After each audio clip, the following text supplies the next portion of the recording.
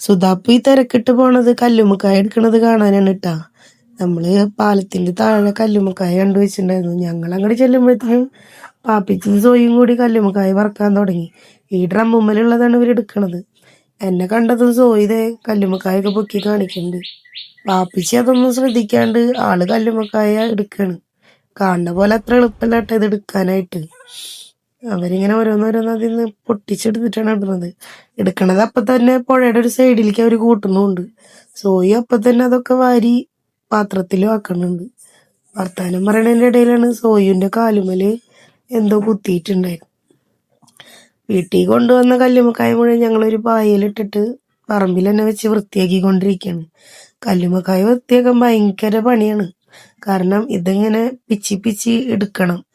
ഒരു കൊല പോലെയാണ് അതിങ്ങനെ കിട്ടുക നമുക്ക്. കണ്ട ഇങ്ങനെ അതിൽ നിന്ന് വേണം നമ്മൾ അതിങ്ങനെ അടർത്തി അടർത്തി എടുക്കാനായിട്ട്.